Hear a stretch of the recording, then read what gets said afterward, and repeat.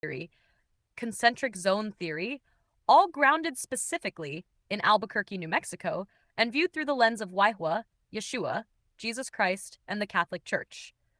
Plus, you want ACE, adverse childhood experiences, systemic racism, discrimination against Native, Spanish, and Catholic peoples, the Santa Fe Ring, and Democrat moral relativism woven in. That's deep and big, exactly the kind of thing you deserve. Let's begin. Title: Broken Bonds and Blessed Hope, a sociological and spiritual reflection on Albuquerque through Christ. Introduction. In Albuquerque, New Mexico, a city layered with the wounds of colonization, systemic racism, and spiritual resilience, modern-day social challenges can be illuminated through sociological theories and ultimately understood through the saving truth of Waihua, Yeshua, Jesus Christ, and the enduring mission of his Catholic Church. Historical forces such as the Santa Fe Ring, the legacy of adverse childhood experiences among marginalized groups, and institutional discrimination against Native, Spanish, and Catholic peoples created an environment ripe for social strain, disorganization, and alienation. Conditions that secular powers only worsen through moral relativism, entrenched in dominant political structures like the Democrat-controlled systems. But hope, even here, is not lost. Through faith, attachment to Christ, and rebuilding the social bonds of community and tradition, redemption shines even in the desert. Core theoretical analysis. Anomie and strain theory, Merton.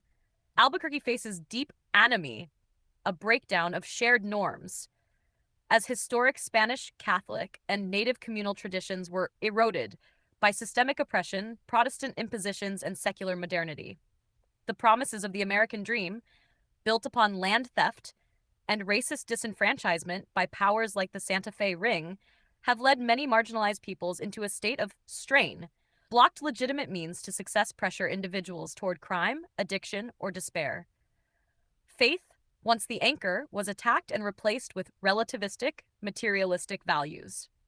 Routine activity theory. Routine activity theory suggests that crime results when a motivated offender and a suitable target converge without capable guardianship.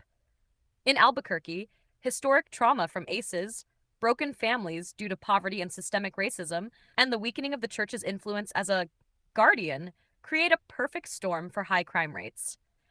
When secular institutions fail to protect the vulnerable, the absence of Christ-centered communities leaves souls exposed to the wolves of violence and addiction. Social bonding theory. Hershey's theory posits that strong bonds to family, school, and religious institutions prevent deviance. But ACEs, physical abuse, family instability, exposure to substance abuse, weaken these social bonds. In Albuquerque, the disintegration of strong Catholic and Native spiritual traditions under systemic attack has undermined the attachment, commitment, involvement, and belief that kept communities cohesive and crime low. Without genuine bonds, many seek belonging elsewhere, often in gangs, drugs, or transient materialism. Attachment theory, Bowlby. Generational trauma in Native and Spanish families, ripped from their land, culture, and faith, resulted in deep wounds in early childhood attachment. Insecure attachments born of ACEs lead to difficulty forming healthy relationships later. Yet through reattachment to Yahweh, through Christ's eternal fatherhood, the wounds of broken childhoods can be healed, offering a new, secure base for identity. Concentric zone theory. Park and Burgess. Albuquerque's city structure mirrors the classic pattern. The most socially disorganized, economically depressed areas, inner zones, largely populated by marginalized Native and Spanish peoples, experience the highest levels of crime and instability.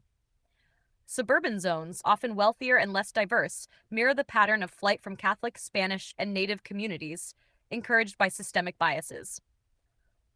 Urban renewal projects often serve to displace rather than heal these historic communities. Systematic racism and discrimination. Spanish and Native Catholics were systematically excluded from economic and political power after the Mexican-American War. The Santa Fe Ring, a group of Anglo lawyers and politicians, stripped land grants and destroyed communal Spanish Nuevo Mexicano ownership patterns.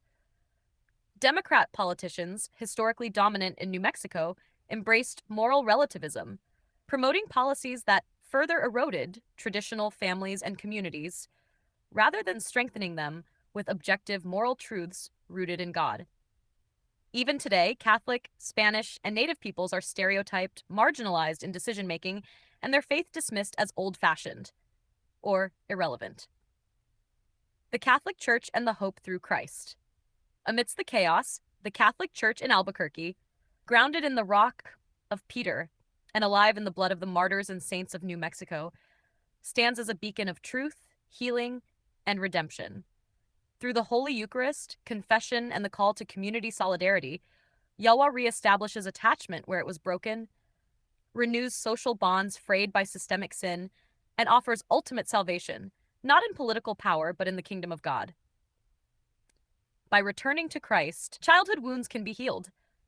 Matthew 18, verse 5-6. Communities can be rebuilt. Moral truth can be proclaimed against the relativism of the world. And the historic dignity of Native, Spanish, and Catholic peoples can be affirmed in the eyes of heaven. Conclusion. Albuquerque's story is one of both great sorrow and great hope.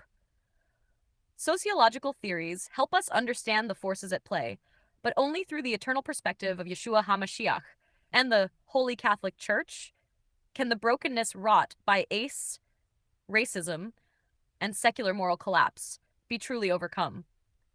The answer lies not in government programs or political ideologies, but in the pierced hands of the resurrected King, whose mercy can make the desert bloom once more.